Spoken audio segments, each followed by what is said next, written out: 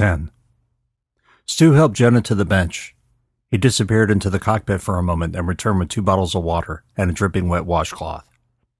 "What's that for?" she asked, pointing at the cloth. "To wipe your skin again. You had an allergic reaction." He handed her one of the waters and began wiping her arms. She hissed as dozens of stabbing pains prickled the flesh of her forearm. "Stings," she said. "I know, baby," Stu said, continuing to scrub lightly. "But we gotta get it off you." He finished wiping her down and squeezed the excess water from the cloth. This time, he dabbed the cloth across her forehead. "That better?" "Yes, I think so." "How's your breathing?" "I can breathe." "Good." Stu put the washcloth on the deck and sipped from his bottle. "Can't believe Wilma's gone," she said softly. He didn't seem to know what to say other than, "I'm sorry." She met his eyes and rubbed a hand across his stubbly chin. "You tried. I know you did. She just—" Jenna wiped at her eyes. "Went crazy." "That she did," he wanted to say. Instead, he remained quiet. She turned to the side and stared at Martin's body. "The jellies. They're toxic. Venomous." Stu nodded. "You have to be right on that one." She and Martin were both crazed with pain and itching. He stopped before he said, "ripped themselves apart." "They kept scratching." "I think I got most of it off before it could get me." "Not sure about that. You couldn't breathe, remember?" "Feel better now," she said, sipping her water. "At least physically." He nodded. "Good. I'm still making you take allergy tabs." "Sure," Jenna said dreamily. She started to sob and then cried. Stu held her. "She was my best friend." "I know. I'm sorry." She wiped away another bout of tears and slowed her breathing. Her sobs diminished, and she sniffed hard. "You coming with me when the CG gets here?" He blinked. "Shit, the CG. No, baby, I have to stay on the boat, but I want them to check you out." Jenna shook her head. "No, I'm not going without you." "I can't leave the boat. The water's too deep here to anchor her. Another storm comes in, and she'll be adrift just like the trawler was." "But you'll be alive," she said, her lips quivering. He tried to smile, but his skin tingled at the thought of sailing Dream alone through this dead zone. The CG helicopter sounded like a good idea, but he'd been serious about the boat. Not only could the damn thing sink without him, it could also be a hazard for other ships. Either way, he'd be liable. "I'll still be alive," he said. "Soon as you're safe, I'll crank up the engines and—" He stopped, suddenly remembering the props were fouled. "The wind will come up soon. You'll see." "And if it doesn't?" Stu shrugged. "Guess the CG will have to tow me in. Better than losing Dream." Jenna shook her head. No, I don't like this." "It'll be all right, baby. I've sailed this far out plenty of times on my own." "Not on this boat, you haven't.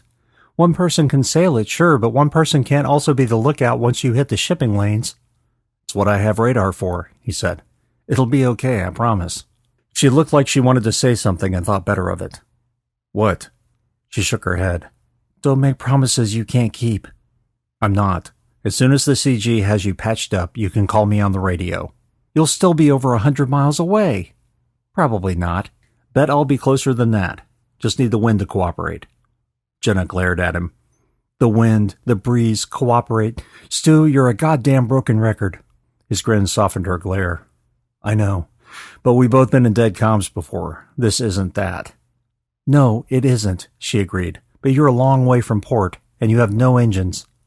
He let out a long sigh. "It'll be okay." "You promise?" "Yeah, I heard you the first time." He leaned in and kissed her. 20 minutes. 20 minutes and we'll get you out of here." "So you said." Jenna took another sip of water. "What you going to do about—" A thudding sound caught their ears, and Stu turned reflexively. Something back there was bumping the boat. "The hell was that?" "I don't know." He gripped her hand for a beat, squeezed, and then rose. "Going to take a look."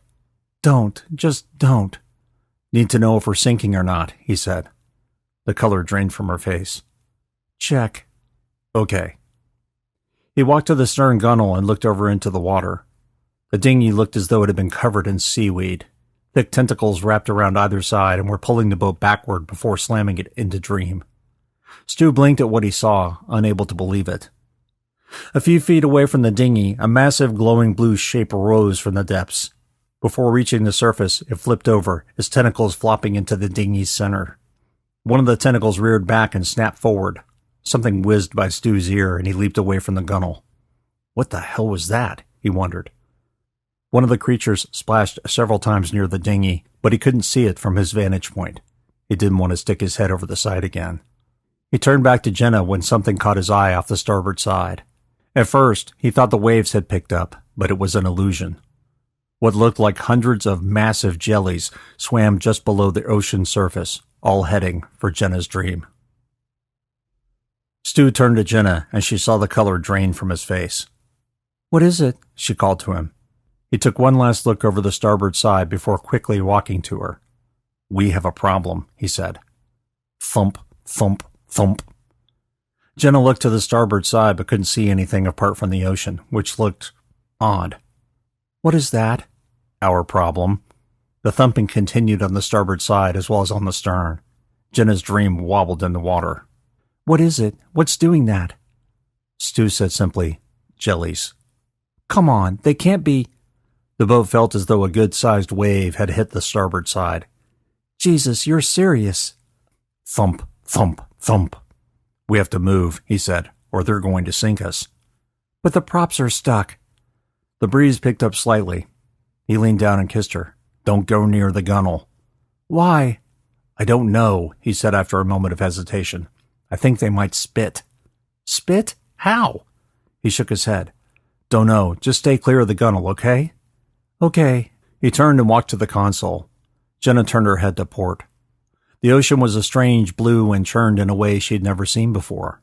As she watched, a large form emerged from the water and breached like a whale. Only instead of a tail flipping over, it looked like a nest of thousands of snakes. Shit. Stu had said the one that had got Wilma had been as large as 2 grown men. The one she'd just seen had to be as large as 4 of them. That just wasn't possible.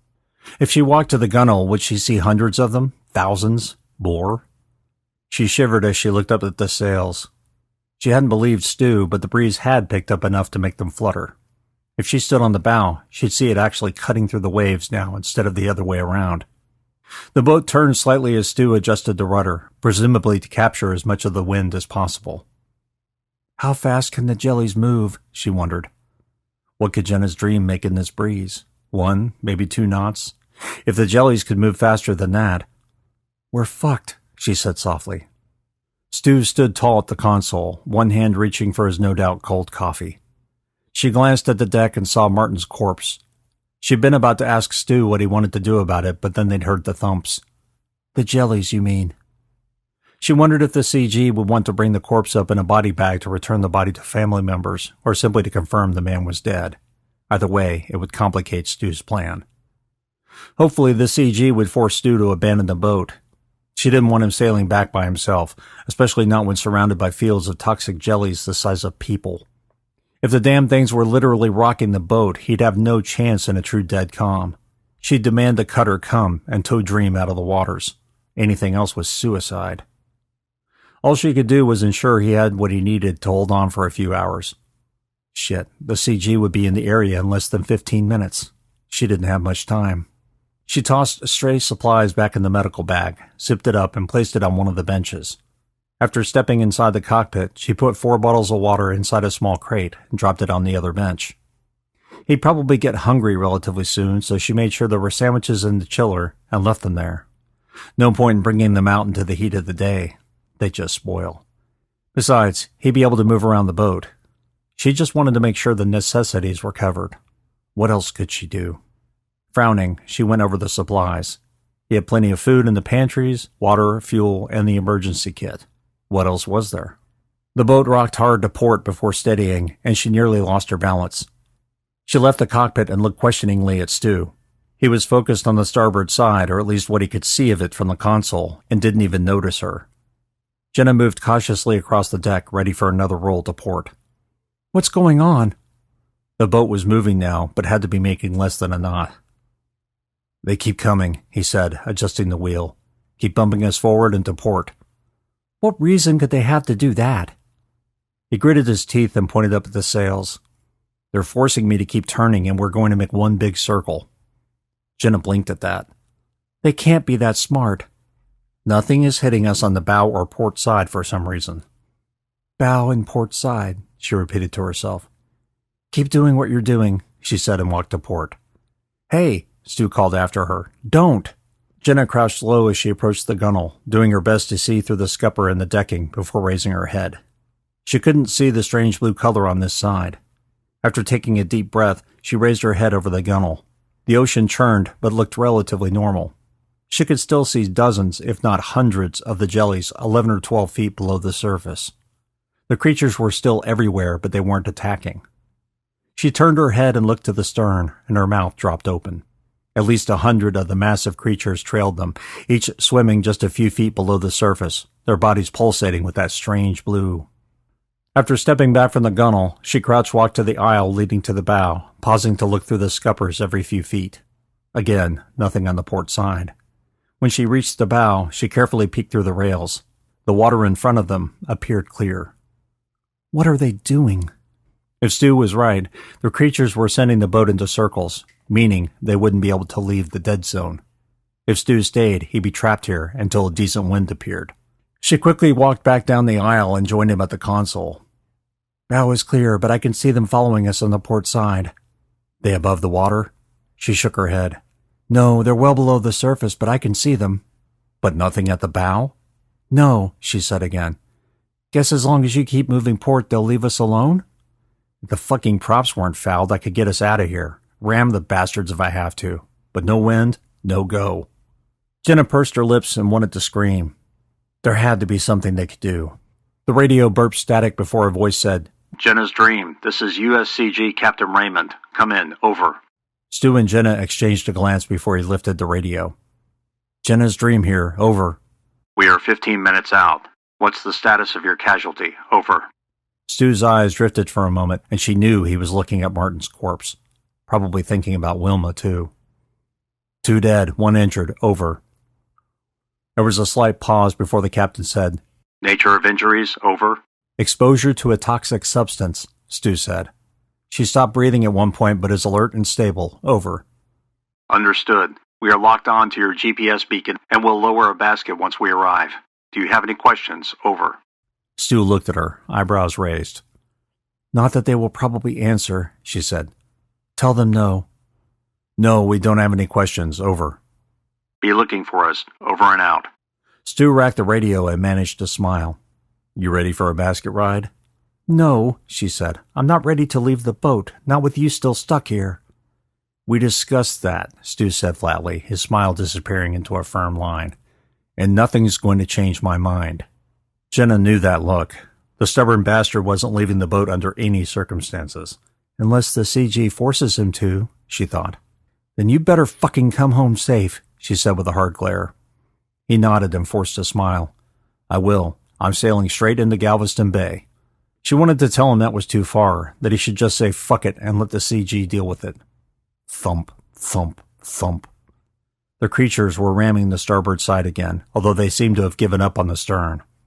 Stu righted the wheel for a moment before adjusting further to port. Has to be a damned reason, she said. Why would they do that? He nodded to the benches. Supplies? I want you to have easy access. Besides the supplies, there's food in the chiller for you. Stu grinned. All the comforts of home. Right. Just no drinking until you're in the bay. Not even then. I promise to be careful and sober. Jenna stood on her toes and kissed him on the lips. You better. 11. Stu looked down at the clock. 15 minutes, he thought. Maybe less. The thumps sounded again on the starboard side, only this time the bow lifted simultaneously. Stu shouted in surprise and gripped the edge of the console. Jenna went tumbling backward and rolled to the port gunwale. The bow crashed down into the water, the impact shaking his bones. He turned the boat hard to starboard as he tried to right it. For too long of a moment, he wasn't sure he could hold the boat steady. Finally, the bow popped back up from the water, and Jenna's Dream found its center. You okay? She stuck a hand out on the gunwale and lifted herself with a groan of pain. That hurt, goddammit. Shit. You okay, though? I'm all right, she said, walking to him. What the hell was that? I don't know. Like something bumped us from underneath. Jenna paled. You mean surfaced beneath us? I guess. Probably dozens of them. The bow raised over a foot in the air, and Jenna clutched the console to maintain her balance. The front of the boat dropped into the waves with a crash, nearly tearing loose her death grip. Stu turned the boat hard to starboard again, and the thumping immediately started up. He turned the wheel in the opposite direction, and Dream canted hard to port. The thumping decreased and disappeared, although something large bumped against the bow. The boat shuddered, but didn't leave the water. Jenna held the console with both hands. "We have to know what they're doing." "No, that means going to the bow. Absolutely not." She hissed a long exhale. "We could be sinking, damn it." "We're not, though, and you know it. Besides, another bump like that first one, and you'd go flying over the bowsprit and into the water. That's not happening." Jenna ground her teeth. "I hate it when you're right." "So do I. It makes you incredibly grumpy and bitchy." She mock glared at him. "I'll show you bitchy when you get home." "And I'll tickle grumpy," he said, grinning. Jenna stuck her tongue out at him before her lips turned up in a slight smile. "What are you going to do if they keep hitting the bow?" He shrugged. "I don't know. More of the same, I guess. What else can I do?" Something banged against the starboard side. Stu whipped his head around and saw what looked like stringers of seaweed wrapped around the lower railing. "The fuck?" he asked no one. Jenna followed his gaze and yelped. She ran for the cockpit while the slimy tendrils disappeared back over the railing. "Shit, they can reach us," he thought. How large did one of them have to have tentacles long enough to slap the middle of the boat? "They can't be that big," he told himself. "They'd need 20-foot-long tentacles, at least." Jenna reappeared with a fire extinguisher. He wasn't sure what she meant to do with it, but he couldn't imagine the jellies would be scared of a little fire-retardant powder. After securing the extinguisher to the bench with a bit of line, she disappeared again. Something landed on the deck with a wet squelch. He snapped his head to starboard and saw a mound of thick tentacles gathered on the deck just behind the gunwale. "Fuck," he breathed. They could reach the railing. They could reach the deck. If the creatures started doing the same thing on the port side, he and Jenna wouldn't have a safe space except inside the cabin. So what? We hunker down and... The bow jumped as if hitting a swell and thunked back down upon the waves.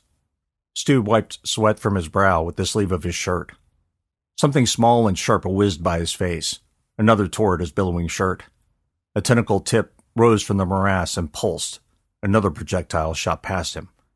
He ducked low behind the console, and the thin aluminum tinged for multiple hits. "Fucking things are shooting at me!" He put one hand on the bottom of the wheel and swung it hard to port. The boat immediately canted, and the tentacles were dragged off the deck and overboard. He stood from his crouch and swung the wheel again, forcing Dream back to an even keel, although it still rocked violently from side to side for more than a few seconds. Gritting his teeth, he swung the wheel starboard and caught a slight gust. The hull echoed with a parade of thumps on the starboard side, but the boat remained on course this time. He chuckled in relief and straightened out slightly, the craft leveling once more. Did we get through them? He wondered. Jenna appeared from the cockpit, hands bracing herself for yet another bow rise and plunge, but nothing happened. "Is it over?" "They're not hitting us at the moment," he said. "That's about all I know."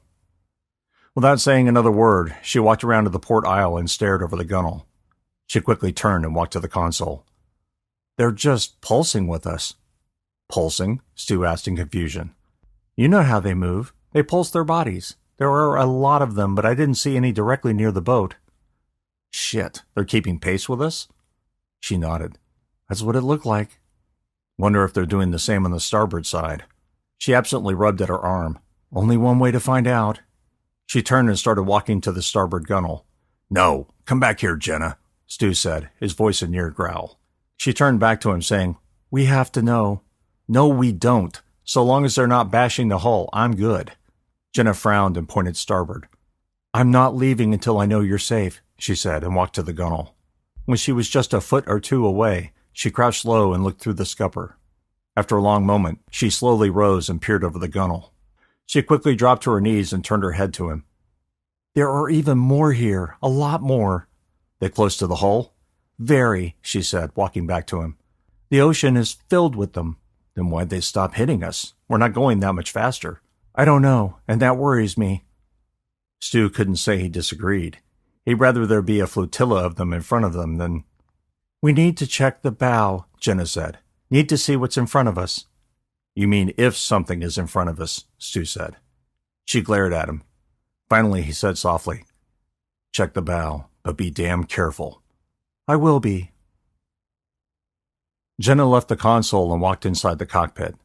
She reached for the emergency kit and pulled out the flare gun and 4 flares. "Can't imagine needing one," she thought. But if they had to help the Coast Guard find them, she could fire a flare and lead them straight to the boat. She put the gun in her shorts and the 4 flares in the pocket. That sorted, she walked out of the cockpit and headed to the port side. The port was scary, but the starboard side was absolutely terrifying. The water made it impossible to determine its true scale, but she thought there was at least one out there the size of a pickup. If there were more like that one, Dream might be in real trouble. As it was, there had been thousands swimming parallel to the boat, and who knew how many behind or beneath them. Jenna crouched low and walked the aisle to the bow section. She spent each step staring through the scupper just to make sure she wasn't walking up on a surfacing creature. So far, so good. The port side had fewer jellies, but she still didn't understand why. She dropped to her knees and crawled within a few feet of the bowsprit. The position didn't give her much of an angle on the bow, but she could at least see nothing in front of them for 20 or 30 feet. What was below was a different question. Clouds were off to the east, but the sun was already descending in the west. The sunlight glinted off the water, making it impossible to see anything below the ocean surface. Cursing, she crawled until she could look through the closest scupper. The water there looked wrong, but she couldn't tell why. Brow furrowed, she crept forward until she could see directly below the bowsprit. A strange blue aura made the ocean glow in the bow's shadow. Something black and round blemished the otherwise neon blue water. It took her a long moment to realize what she was staring at. It was the eye of a jelly that had to be at least the width of the boat. The shark-like jet-black orb seemed to bore into her soul. A tentacle rose from the water, and Jenna scrambled away from the gunwale. The tip of the slick, glowing appendage slithered up over the railing. Holding in a shriek of fear, she turned and made it halfway to the aisle before she felt something whiz by her. A second later, her back began to sting. Jenna yelped and whirled. A foot-wide tentacle dangled over the gunwale, its tip pointing at her. She could see lines of quills sticking out of its flesh. The arm jerked backward, and she saw something flying at her, but was unable to move aside. A small needle, like the ones she'd seen aboard the trawler, struck her belly. Another tentacle reached over the bow, and she knew that in just a few seconds she'd have 2 of the damn things shooting at her. Jenna pulled the needle from her belly and shuffled down the aisle to the stern. "I got stung," she shouted to Stu. "Come here," he said loudly. She noticed his hands remained on the wheel. She walked quickly to him while doing her best to ignore the stinging sensation on her back. Hissing with pain, she turned around until her back faced him. A second later, the stinging increased to a stab, before nearly disappearing altogether. "Turn around," he said. She did, suddenly feeling a little lightheaded. He looked her over from head to toe and finally shook his head. "I got it. Any place else?" He clutched a single quill in his shirt tail. She pointed to her belly. "Got hit there. Managed to get it out pretty fast." "God damn it," he said, punching the console. "Go to the bench and take off your shirt." She turned and walked dreamily to the benches, her legs feeling more and more like rubber with every step. When she reached the nearest bench, she immediately sat and tried to pull off her shirt. She managed to get it halfway over her head before the first real stab of pain hit. The pin-sized indentation in her back became an annoying wasp sting before rising in temperature. A second or two later, it felt as though the sun were burning through her skin. Waves of fire emanated from the wound, disrupting other nerves and muscles. Jenna tried to scream, but her breath had been suffocated by the pain. Stu quickly grabbed the medical bag and unzipped it. An excruciating eternity passed while he removed analgesic creams, burn bandages, and other meds. The wound in her belly came to life, making her scrunch her eyes closed. She barely felt him applying cream to her stomach and hardly noticed when he moved her body to tend to her back, much less when he bandaged her up.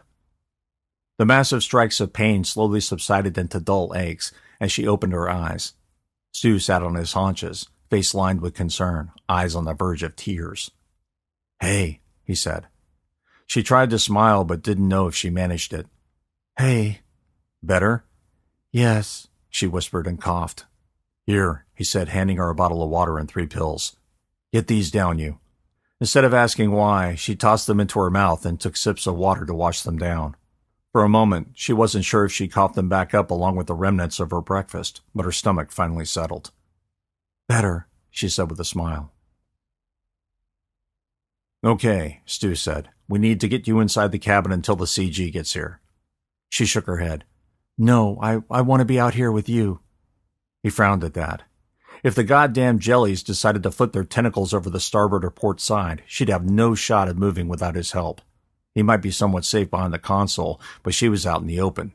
Easy prey. If she were inside, though, he wouldn't be able to see her. He wouldn't know if she started having problems breathing again. She could die, and he'd have no idea it had happened. Okay, he said, looking around the deck for something, anything that might protect her. But there was nothing he could use.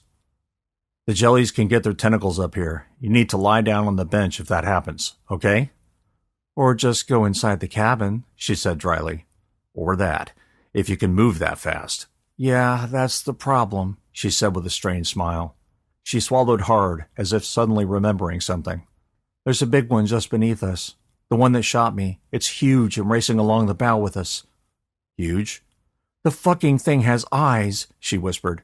It has to be 4 times the size of the largest one we've seen. She had to be hallucinating. No way could a jelly get that big. Okay, he said, more afraid she was right than she was losing her mind. I'll pull hard to port soon. We can cut it off and... The boat moved to starboard with a jerk, and Stu nearly fell to the deck. Jenna moaned and held on to the bench's rail to keep from falling off it. He gained his feet and ran to the console. The autopilot was trying to right their course, but either the rudder had malfunctioned or something was pulling the boat. He disengaged the autopilot, and the wheel immediately tried to spin starboard.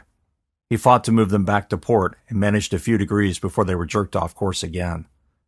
Growling at the anemic breeze, Stu grunted with effort as he moved the wheel. For a moment, he couldn't budge the controls, and then the wheel spun hard. The boat canted to port, and a slight gust caught the sails at just the right moment. Jenna's dream tilted toward the water. Cursing, Stu corrected the cant, but continued turning to port. He didn't know where the big monster Jenna had mentioned could be now. Shit, he didn't even know if he was heading back into the dead zone or leaving it. He checked the compass and saw they were sailing southwest. Shit. The damn things had been running him in a circle for the past half hour. He needed to head northeast, and he needed to do it fast. You can wait until the CG gets Jenna, he thought. Could he, though? The things hadn't tried to come over the deck again since he turned the boat. Did he lose them, even though he was headed back into the dead zone? Was he moving too fast for them, or was there something he was missing?